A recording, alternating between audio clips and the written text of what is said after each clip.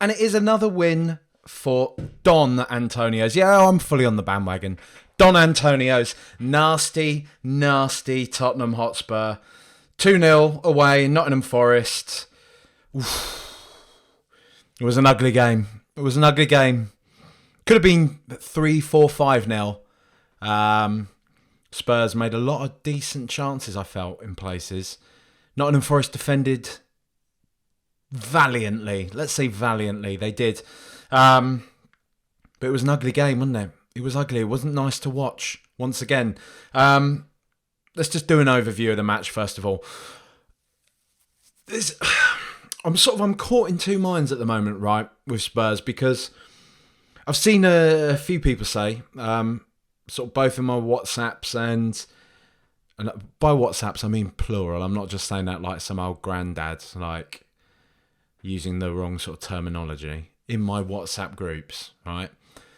That it feels, and I've seen various people tweet it, but it all feels a little bit Mourinho at the moment. That we're sacrificing possession, right, to make meaningful chances on the counter. And when I guess probably the temptation is when you have players like Son and Kane, Kulusevski, Richarlison, Perisic, knowing that you can effectively counter against teams, as we are seeing, the proof is in the pudding.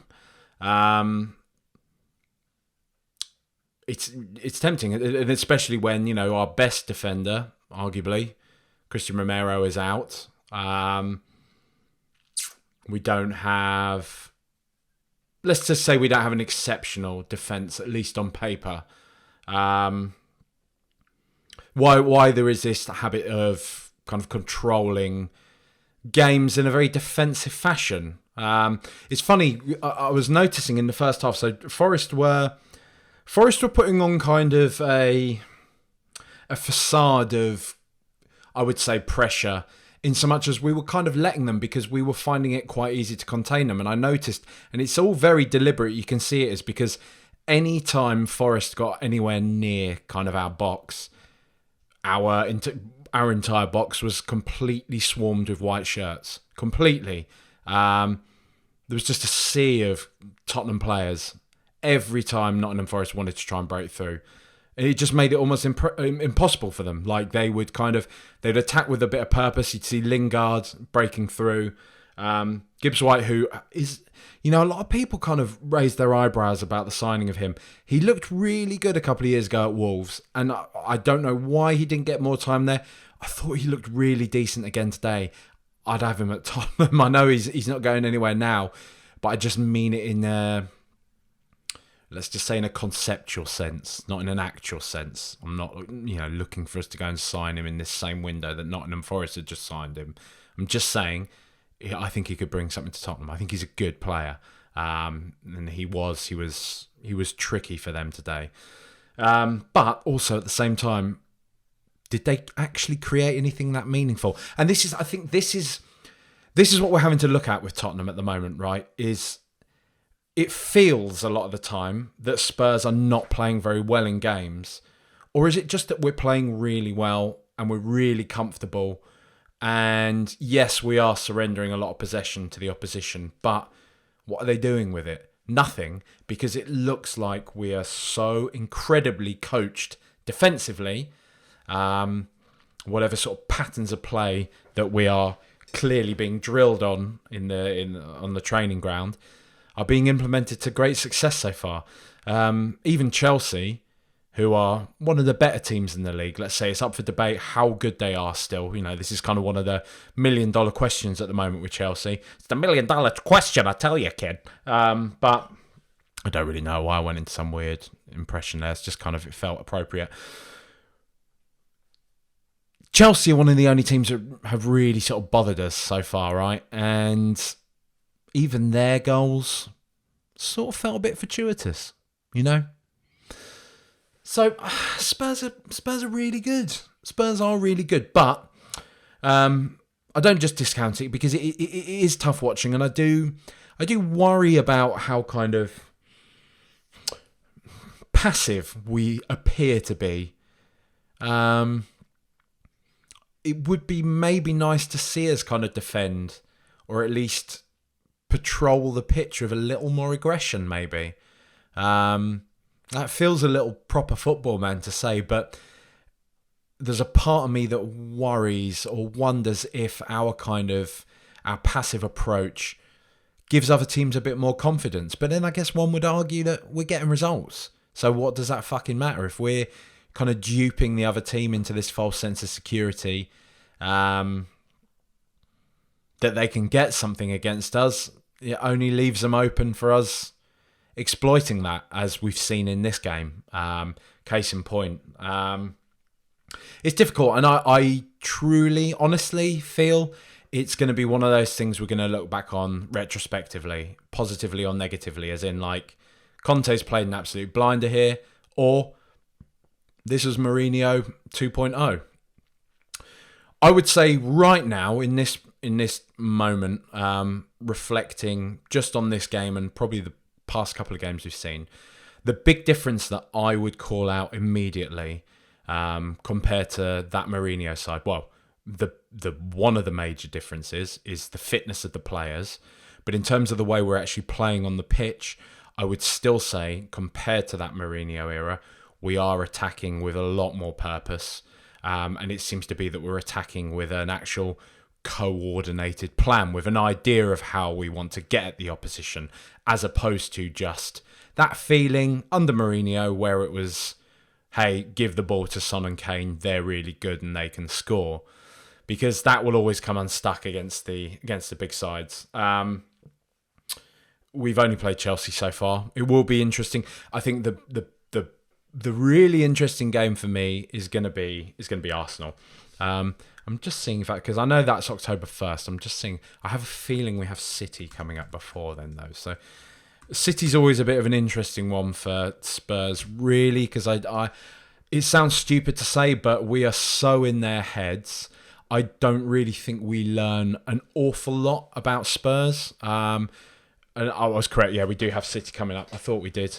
We got City coming up on the 10th of September. Arsenal on the 1st of October. But I still stand by what I was saying in that I'm never sure how much we learn about Tottenham in games against Manchester City.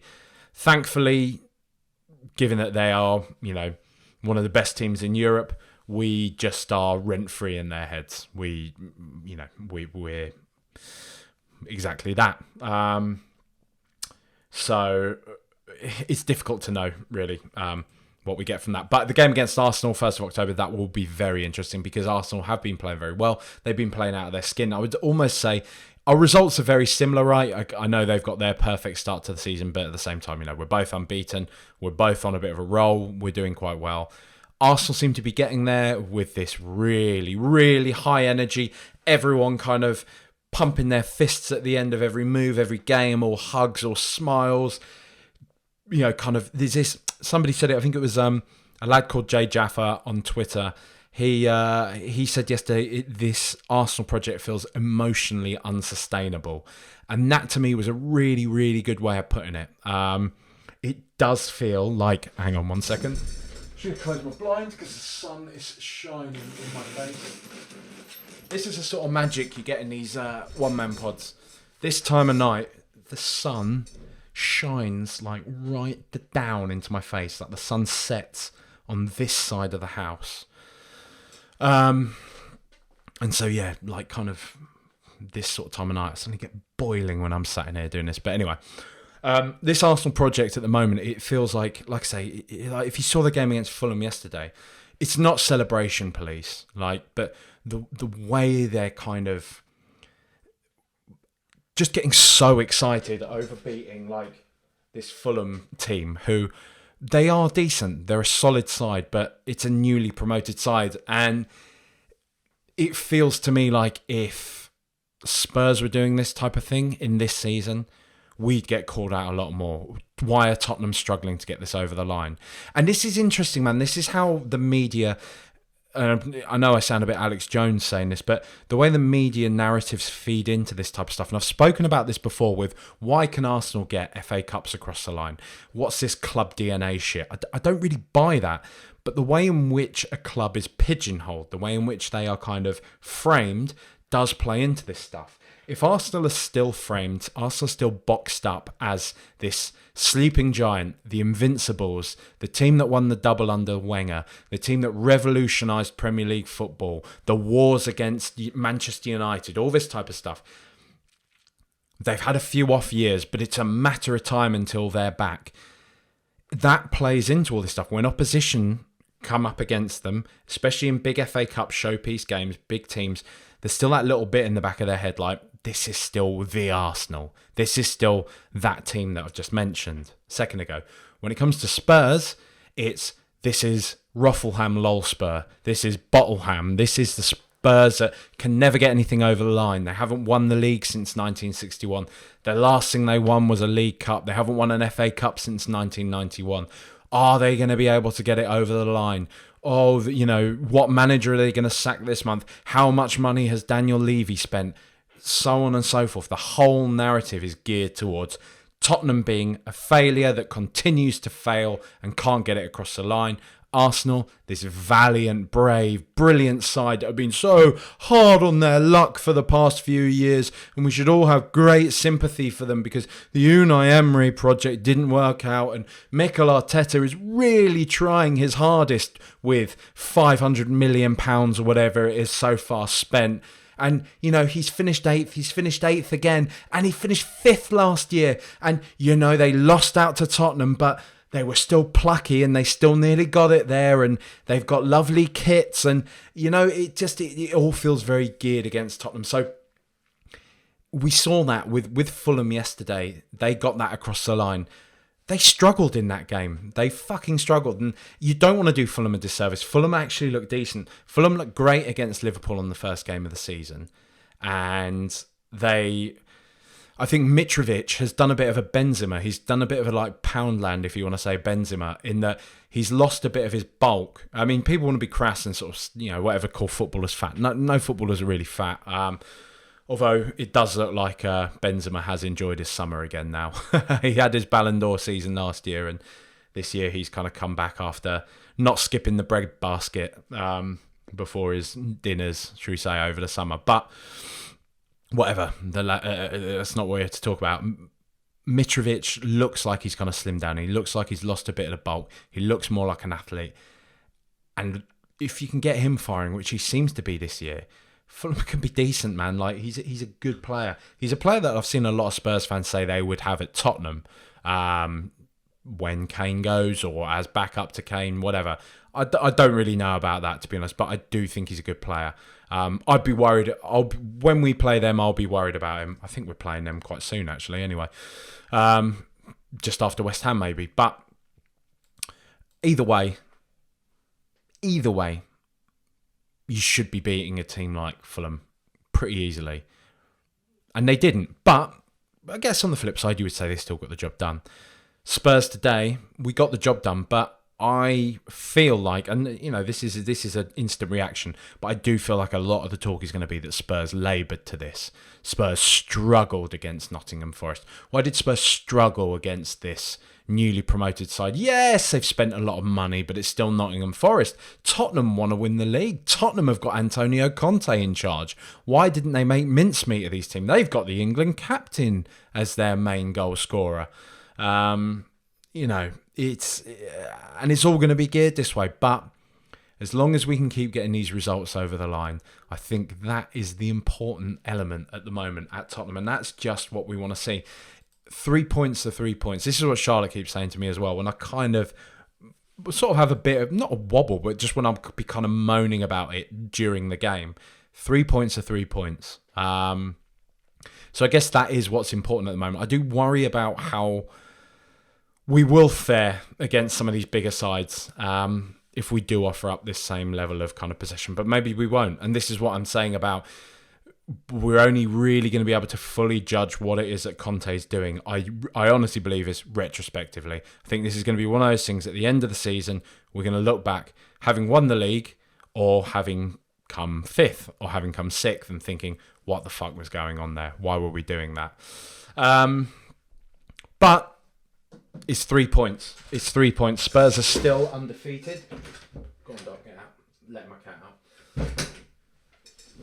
That was Dot, one of the cats that usually lives in this room. She will chill out a lot of the time, but sometimes, anybody that owns a cat will know what cats are like. Cats are cool until we're not, and then they're in charge. But it's 3 points to Spurs. There was a good atmosphere there today, Nottingham Forest. We've got a horrible record against them. I know this is kind of skewed. It's one of those things they've not been in the Premier League for years. Whatever. This stuff still carries on though, right? Like, when it doesn't suit us, or when it does suit us, I don't know. Basically, records mean something until they don't, right? And today they don't, because we won. We went up there. We got the job done. We won 2-0. And again, in that kind of hot emotion of the game as it's happening, it feels like we're doing a lot worse than we did. But really, Nottingham Forest had one shot on target today. One shot on target. They had the lion's share of the possession. They played the ball about pretty well, but ultimately they had one shot on target. What I will give Nottingham Forest a lot of credit for, and this is what I think kind of skews the scoreline a bit, is I think they were absolutely fucking sublime defensively. I thought they were brilliant. In the first half, after that superb through ball from Højbjerg for Kane, there was a last-ditch tackle on Kane. That would have been surely 2-0 at that point. There was 2 or 3 different last kind of ditch tackles or blocks on shots from Kulusevski when he cut in. That's maybe something we need to talk about, but we'll do that as I go through player by player. But still, I thought Forest were brilliant defensively. I thought they defended well. Kind of attacking wise, I think this is kind of where they showed their kind of credentials as a not great side. Gibbs White was good. They had that other lad, Toffolo, that sounds like a kind of, there's that, what is it, Tofifi or something? There's that kind of budget confectionery that you can buy over here. He's sort of decent. He had quite a bit of pace about him, I thought. That Nico Williams lad from Liverpool kind of seems like you'd imagine a kind of Liverpool offshoot to look, as in like not quite good enough for Liverpool, but looks like a solid Premier League player in pretty much any other team he plays for. I couldn't quite believe that that Forest didn't get a red card for that. They went to VAR. I'd be interested to know what the rationale for that was. If they've really just judged that as the ball from that opportunity literally was not flying into the net at that point. But surely you've got to be a bit subjective in these circumstances. Isn't that the point of a referee? When we're talking about kind of dangerous play, we're not saying he's broken somebody's leg. We're saying there's the potential that he could have caused serious injury to another player there. So I would liken that kind of logic to this situation, whereby you've got Harry Kane, one of the most efficient and ruthless strikers on the face of the planet, about to get on the end of a cross, and I think it was Cook has quite clearly just batted the ball away with his hand. But, it feels a bit kind of the Arsenal, a bit Man United to really, really kind of hang on, kind of officiating decisions like that. It's one of those, isn't it? I mean, I would have probably been way more annoyed. Well, I definitely would have been way more annoyed if we'd have ended the game with a draw. Dare I say even a loss. But we didn't. We won. Kane came good in the end. 3 more points for Spurs. We keep that momentum going. It would be nice to see us be a bit more aggressive.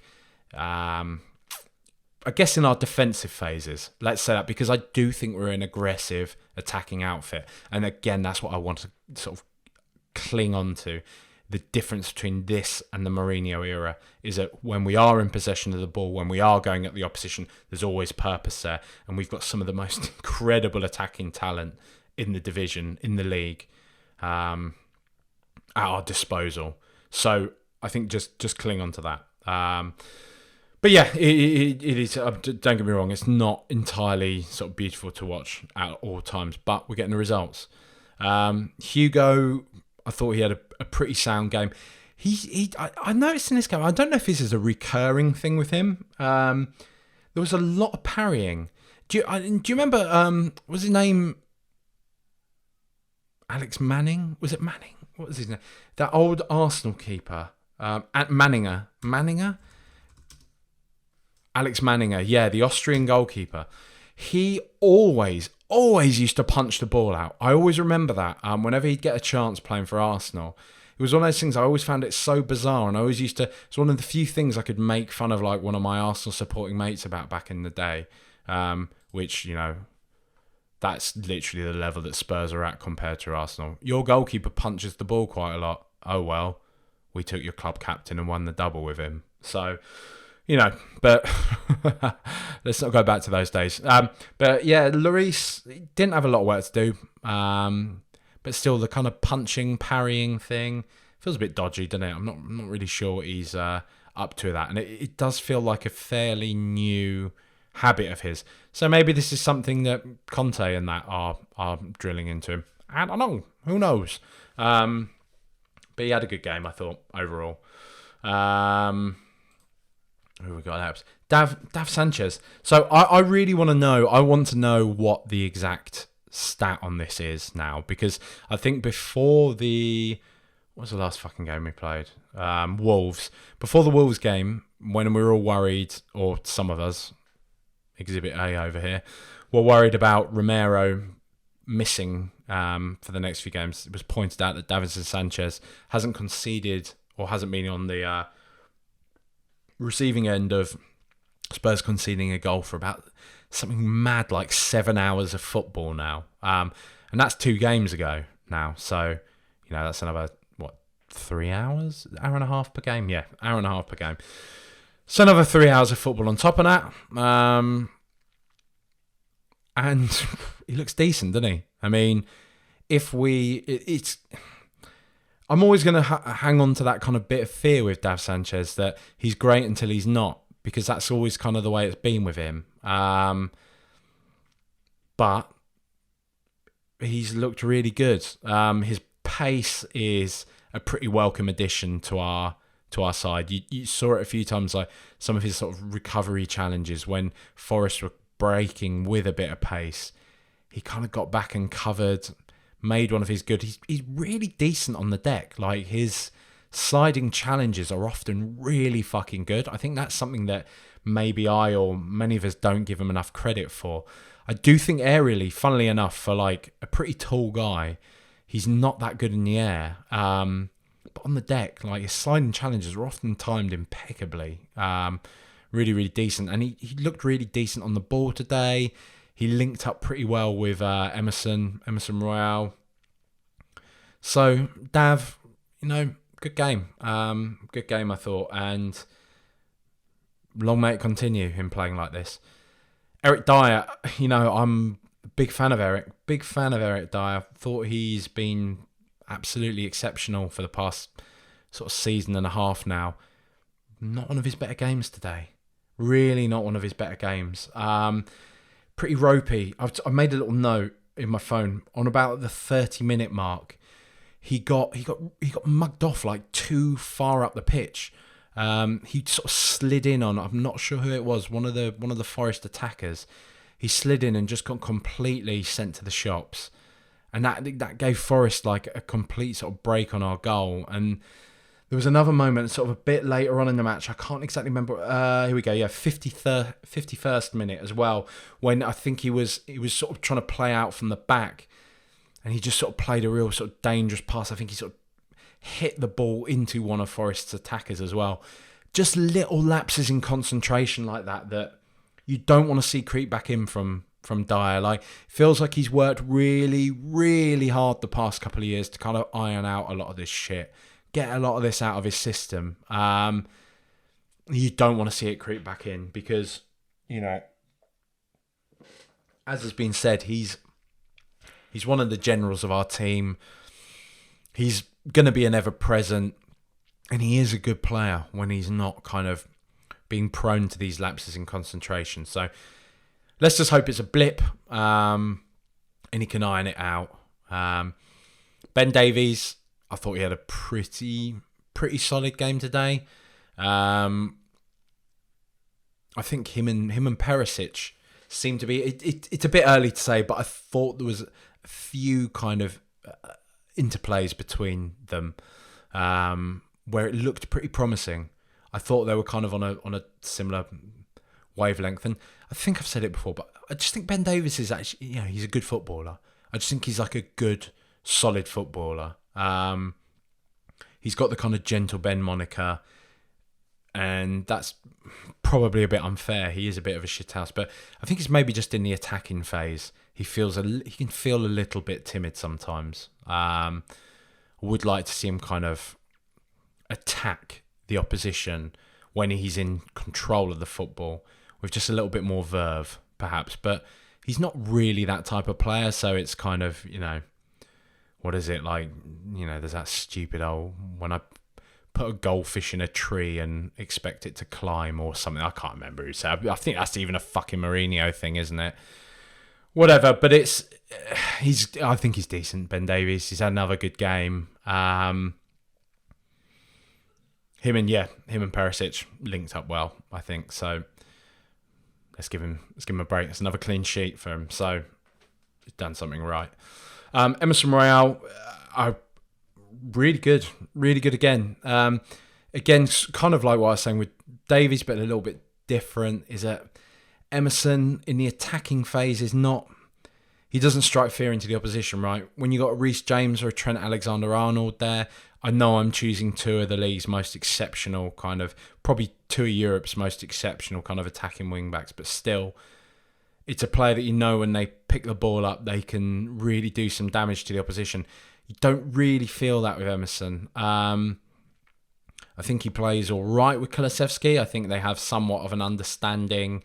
I think that's, if I'm being brutal about it, I think that's predominantly more about Kulusevski's class than it is Emerson's. But what I will give Emerson is that he does work hard. He is up and down the flank. And defensively, maybe he doesn't get enough credit for his defensive work, because I think he's pretty solid, and he was pretty solid again today. It would just be nice, given that he occupies that position, and we know how important that is for a Conte side, it would be nice if we did have a player that was more potent, right? He was more dangerous. He could more frequently and consistently play balls into the box. He could cause problems for the opposition in that attacking half. And if I'm being sort of hand on heart honest, I don't really feel that he does that. But again, he's solid, and I think maybe a lot of this, like what I was saying at the top, and maybe a lot of this with Conte and with what we're kind of doing at the moment, the fact he's stuck with Emerson, he's not put Doherty back in, he's not put Spence in. Really, what Conte is craving at the moment is that solidity, and then he will build on top of that. And one might say that's what Mourinho is trying to do. But again, I hark back to, I do feel that when we're in possession of the football, we're a very different outfit to what we were under Mourinho. You may disagree, but that's just kind of what I would say from the old eye test at the moment when I watch it. Højbjerg, again, another brilliant game. Another brilliant game for the lad. Really good. That ball through to Kane should have been a goal, were it not for some exceptional defending from Nottingham Forest. Don't think Kane was offside. I think he had been played onside, so I don't think anybody did anything wrong in that move. It was just some brilliant work from Nottingham Forest.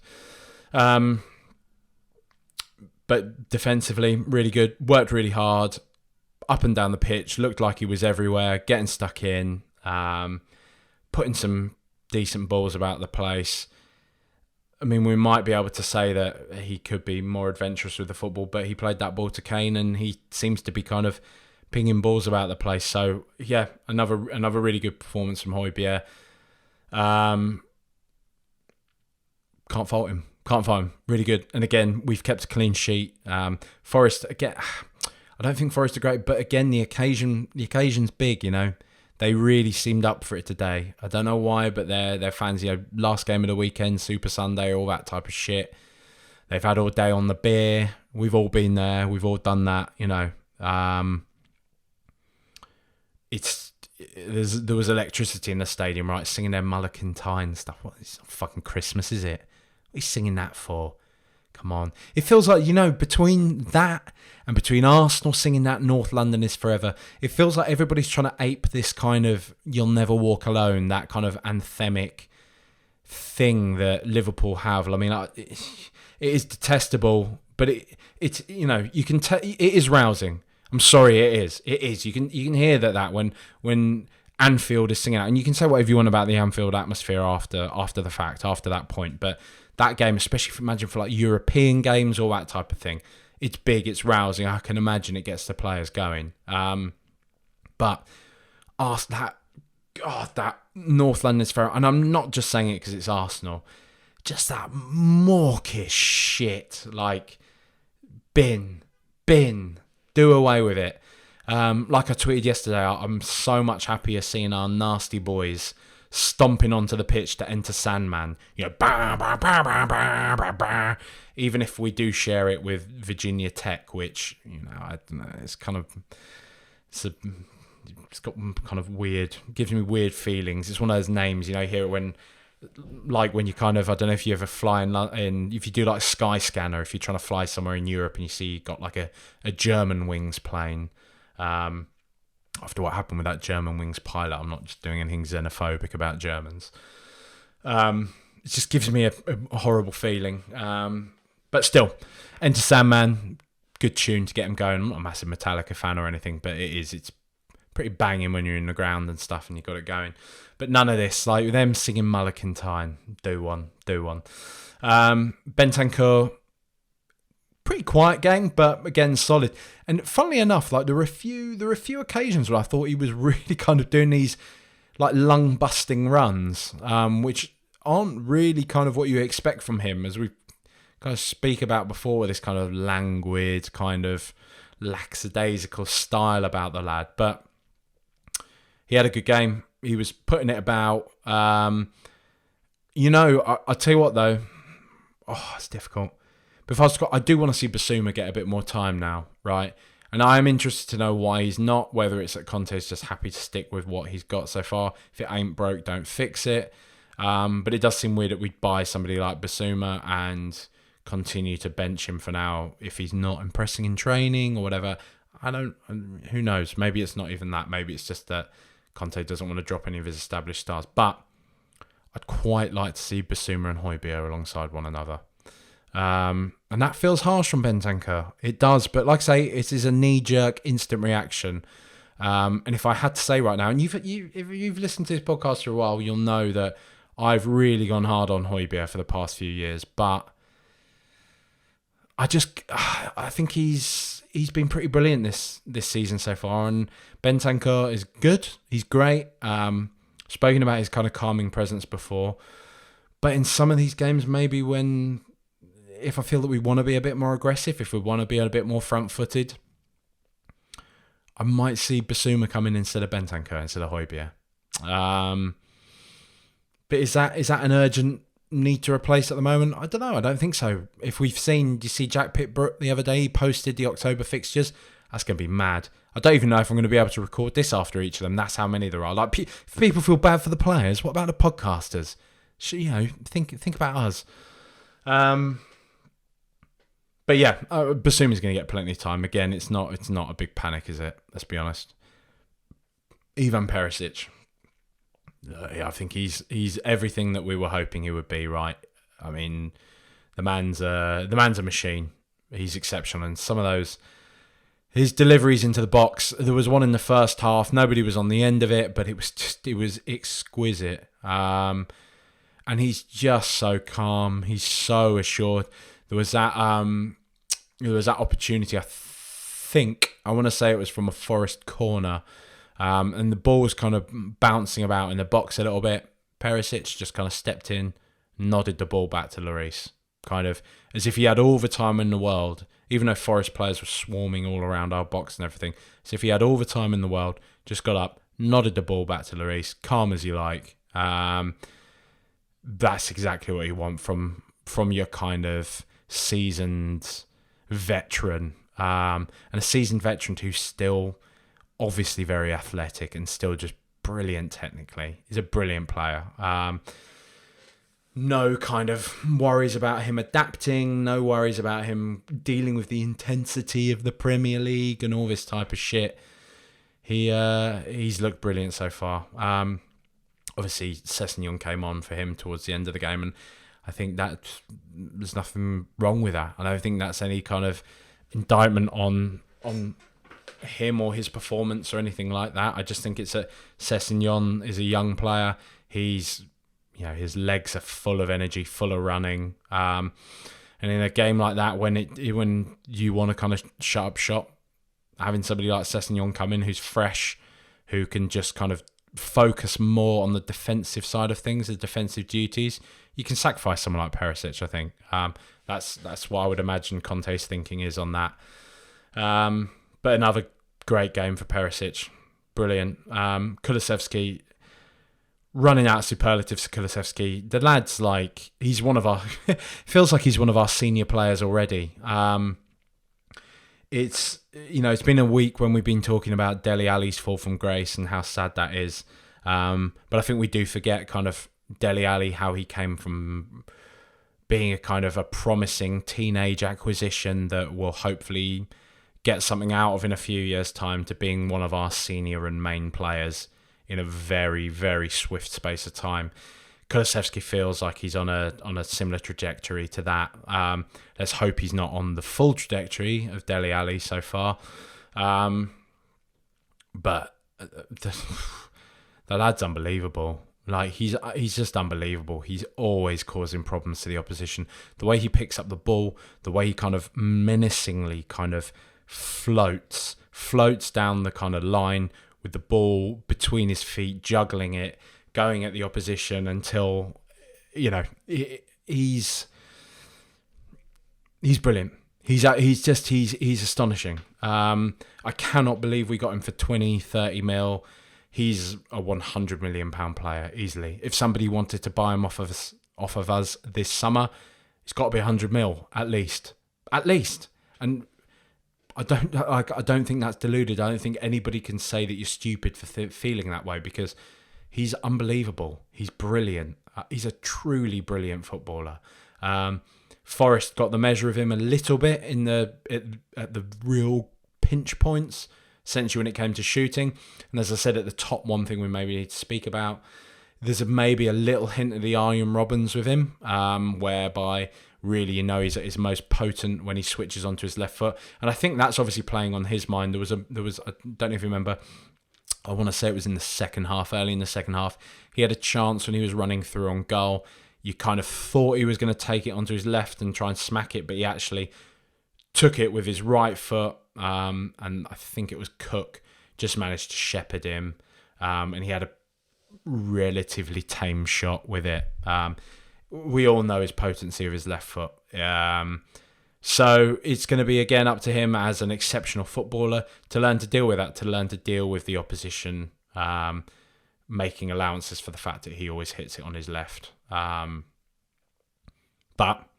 we're not going to split hairs over that. He's a young footballer. He's one of our best players at the moment. Again, another solid, exceptional performance from him. Sonny. Talking with Cosmo in the last pod, the last sort of studio pod, guest pod, about the need to have a bit of patience with Sonny. I do feel like that patience might be wearing out a little bit. You don't want to get too knee-jerk about this, but it just feels like the lad's really in his own head at the moment. I can't, I've seen various different opinions on Twitter and in me WhatsApps about him. Is he carrying a little injury? Is he a bit tired after the summer? My personal take on it is that I think he's in his own head a bit. I do think he's in his own head. I think he probably knows he hasn't started well. I think he knows he's got real competition now. Kulusevski's there. You've got Richarlison there in particular. he's probably thinking about the sort of bar he set for himself last season with that golden boot. It's tough, it is tough, but he just doesn't look like the old Sonny at the moment. He doesn't. We all know he's a streaky player.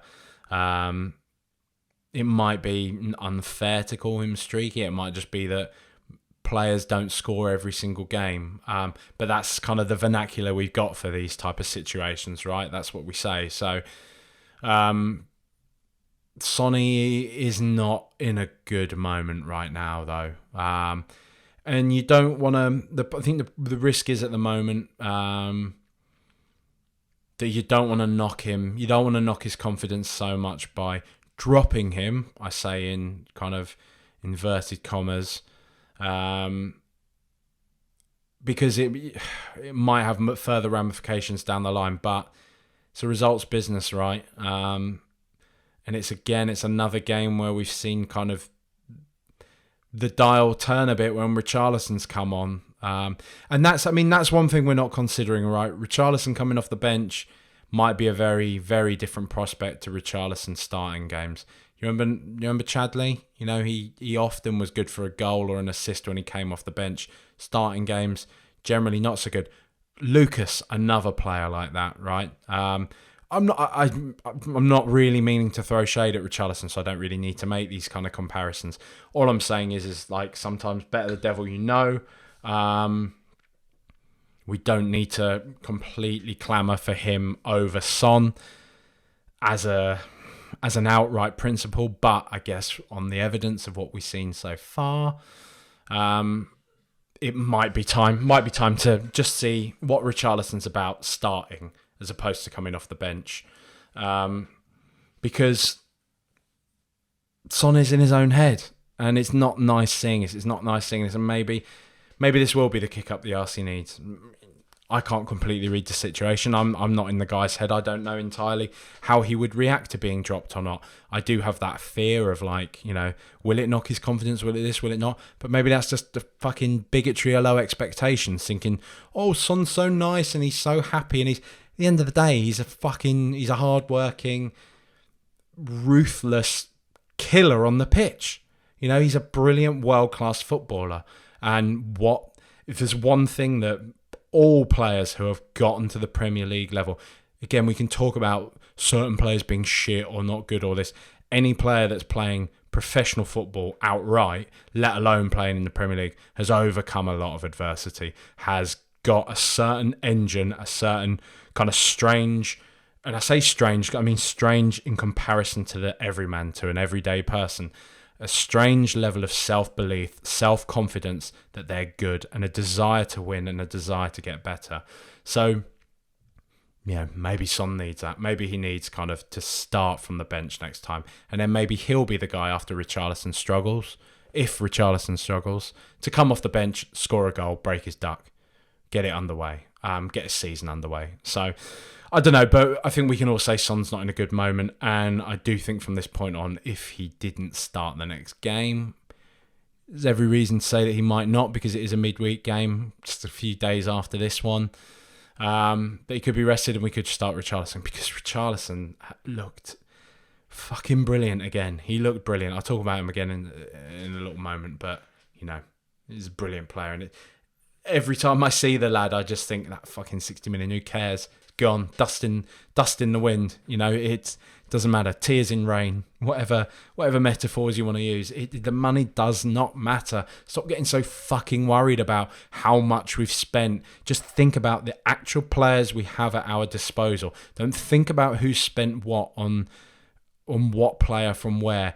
Just think about the players that Tottenham Hotspur have at their disposal, the players that are now on our bench that we can call to come on and change a game.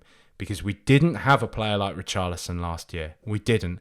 If Son was playing like he was playing, Conte would look to the bench, and he made a comment about that. He would look to the bench and he would have nobody to replace Son with. But now we have a player like Richarlison. So don't worry about the fucking money. He's come on and put on a goal for Harry Kane, the second goal for Harry Kane, and finished out the game. Harry Kane, Two goals from him. Wasn't a vintage performance to him, but it's feeling like it's one of those seasons. I don't think we've even seen a brilliant vintage Harry Kane show up in the Premier League so far, but he's still, 4 goals now? The man's on a mission this year. The man is on a mission. You can feel it. I think there's a feeling of destiny with him. Look, we've got... I don't want to get into this one too much now, but we've got him for this season and next season, as far as we know, right? This season, as far as we know, maybe we'll sell him in summer. I can't see it myself. I think now Harry Kane, even with 1 year left on his contract, is more valuable to Tottenham Hotspur than Harry Kane that we can get 40, 50 million from Manchester United because they know he's got 1 year left on his contract. We ain't going to be interested in that, I don't think. So as far as we know, we have 2 seasons left of Harry Kane now. As far as we know, really, we've got 2 seasons left with Antonio Conte. We've probably got 2 seasons left with Hugo Lloris. We've probably got 2 seasons left with Heung-min Son at a world-class level, if even that. If the start of this season is anything to go by, who knows? But I think he's on a mission, right? I think the lad is really... I just think he's really, really kind of up for it this year. He's getting those goals kind of any way he can. And this is what we want to see from him, right? This is kind of... It's everything that you want from Harry Kane. Even when he's not playing particularly well, he's still scoring. He actually missed a fucking... I mean, I don't need to tell you, he actually missed... He missed a penalty today, which is pretty rare for him, right? It's very rare for him. I think the only one I can really... Right, he missed the one against Hearts, wasn't it, in the Europa League. And he missed one against Denmark, which he scored the rebound. But other than that, please jump in and tell me where he has missed one. But it feels like that's pretty significant for him. But he scored 2 goals in this game. And when he is fully up and running, I think he's going to be there. And it's good. We can kind of look over to Jesus doing all right at Arsenal, and we can look over to Haaland doing well at Manchester City. I mean, he's doing way better than... I mean, it's very easy, right? Not in hindsight, whenever. It's very easy to say, yeah, of course he was going to do well. But I did think, I thought the Bundesliga is a very different proposition. I know he's physically probably quite built for the Premier League. He's joining a team like Manchester City. I honestly didn't think Haaland would take to the Premier League quite as quickly as he has done, but fucking hell has he. So that's something we've always got to look at. But I think a player like Harry Kane, I think he thrives off of that type of thing, right? He's had Salah the past few years, providing that bit of competition. Who knows what's going on with Salah at the moment? I'm sure he'll come good. But Harry Kane he's still banging him in. He's still banging him in, and that's exactly what we want from him. He's one of our captains in spirit. He might not be our literal captain, but he's still up there. He's somebody that leads by example. The players, he's a talisman. That's all I need to say, right? He's a talisman. And we're blessed to have him. It's going to be a very funny time when we don't have him and Son. We are going to go into a dip, I feel. But let's not talk about that. We don't need to talk about that right now because we've won 2-0. Spurs have won 2-0. We're still up there. We're still up in the mix. It was good to see. It was good to see Jed Spence come on. It was nice. And I don't know if that was like a symbolic thing because he was up in Nottingham. It was kind of Conte doing right by the lad, letting him kind of come on and say to the sort of fans that have wished him farewell, a kind of like, yeah, he hasn't made a mistake joining us. He is going to get a kind of bit of game time. You kind of feel like Conte, I think at least the image he projects is that he doesn't buy into a lot of this kind of wishy-washy, if you want to put it in those sort of terms, stuff. But it did feel a bit symbolic to me. It felt quite symbolic. We saw Jed Spence as well. I don't know if you saw the clip going around on Twitter from like a Spurs play training session or something. Jed Spence just looked really fucking good. He seems like an exciting player. He got into the box, didn't he, towards the tail end, and he had a sort of little chance on goal, but he didn't really come to anything. So, whatever. We're not going to fucking dig him out too much for that. We're not going to dig him out at all for that, Jack. We're not going to do that at all. But it's good to see him playing. Ryan Sessegnon again. You know what? I couldn't really say much of what he did by the end of the game, but he came on, and I'm glad to see him kind of still around and about the team, and I think they're a good player there. Basuma came on again. Couldn't really say anything he did. I do want to see him play a bit more now. But Richarlison, that's really the main event, right? That's the guy off the bench that we all want to talk about. Sort of spoke about him at the top there, but he just seems to be a player of real, genuine quality. And it's funny, isn't it? Because it shouldn't really come as a surprise, but it almost does. But I don't think it's a surprise. I think it's more of a relief. It's a relief that, we weren't wrong spending all this money on him. He wasn't just a kind of Clint Dempsey doing well. And that's probably doing Dempsey a disservice. All I mean by that is that Dempsey looked unbelievable at Fulham and never really kind of I don't ever feel he really ever made the most of his career at Spurs. And I don't want to see Richarlison do the same. I don't want to see him kind of come to a club and just be a bit overwhelmed by the kind of feeling of being left out, his lack of opportunities, playing for a bigger side. He seems to be every single moment he's on the pitch, grasping it with both hands. And really kind of just giving it his all. He just looks like a brilliant player. I think he's going to, honestly, be fucking brilliant in Champions League. I think he's going to be a real kind of Champions League player for us. I'm really excited about him. I'm really excited about kind of the ball to Kane for the second goal was brilliant. And seeing him fucking, one thing I've got to say, right, I tweeted about this.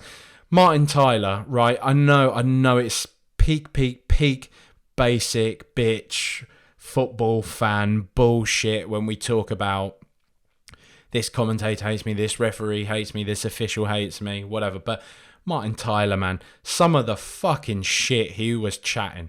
So Richarlison, all right, he's juggling the ball, but that's what he does. He's a shithouse, right? He's got the opposition fans saying whatever about him whenever he's on the ball or near them, shouting all this shit, and he wants to wind them up and he wants to wind the opposition team up. That's his kind of place in the game, right? We can talk about all this shit about that's not why. If you heard a noise in the background there, it just scared the shit out of me. Right? I use this stuff. It's not blue tack. It's that company that does Gorilla Glue. They've got this Gorilla Tack stuff. I can't remember what it's called exactly. I think it is maybe just called Gorilla Tack, right? And we put, because, we rent our house, and I'm sure anybody else that knows who rents a house, you can't fucking put anything on your walls or anything. Dare you want to put a mirror or a picture or something on your wall. But we got just whatever, a map, a decorative world map on the wall over there. And I'm not fucking Paul Joseph Watson before anybody else wants to say anything like that about it. But we and that just fell off the wall in the background because this fucking Gorilla Tack stuff is dog shit. It's not Gorilla Tack, it's dog shit. That's what it is. There's my review of it. There's my product review. You can check into the YouTube channel to see me unbox a packet and fucking chuck it in the bin. But I can't remember what I was talking about. I was talking about Richarlison. Fucking fantastic player. Fantastic signing. Look, at the end of the day, it's 2-0 to Tottenham Hotspur. We've won 2-0. That's what we want. We want Spurs to win games, right? Yes, we don't want to give the opposition confidence. We don't want to invite them onto us too much. We know we're kind of individually perhaps frail in defence, but that's another clean sheet for them, right? So what the fuck do I know? What the fuck do any of you know? Antonio Conte is the only one that knows right now. And he's sticking by these players. He's sticking by these tactics. He's getting results. I do feel that we're probably maybe losing our asses a little bit because Arsenal are doing quite well. But I think we're going to sign a couple more players before the window's out. Was it Gattuso, who's in charge of Valencia now, was saying that they're going to get... He basically let slip. He was saying, Brian Hill's basically, we're going to sign him. Spurs just need to get his replacement sealed, and that's 99% done, apparently. So I think it was Fabrizio Romano that... I saw a tweet about that. You'd imagine my good pal Charlie Parish of the Hometown Glory podcast, Parish, ironically enough, is he said that he reckons it's going to be Adama Traore, and you can imagine it will be. Conte seems to have a bit of a hard-on for him, doesn't he? So we'll see that. But, we'll talk about this in another podcast today. For today, Tottenham Hotspur have won 2-0. It's a good start to the season, whatever way you want to look at it. The results are there. The performances will come later. And even if they don't, if the results keep coming, who the fuck cares? As ever, I'll end this pod by saying, if you did like it, please leave a review, leave a rating on your chosen podcast platform of choice. If you want to support the show, you can do so on the Buy Me a Coffee thing. See all the details in the bio on the Rule the Roost Twitter bio. Another thing I just want to clear up quickly now as well. Generally, I'm the one that tweets the show and all this type of stuff. If you see other stuff tweeted from the Rule the Roost account, it's still Raj. He's still hovering around. He tweets kind of provocative stuff knowing that people will think it's me. But before, if there's anything tweeted mid-match that seems angry or is taking a dig at them, take it up with Raj, not with me. All right? Because, yeah. But if it's something funny, then it's me. No, it wasn't. He tweeted something quite funny today about Henderson waving his cap about, which was good. But yeah, it's not still me. Raj is still here. He's still there, not just in spirit, in person on the Twitter account. He's still using it. So send him some love. Come on, you Spurs.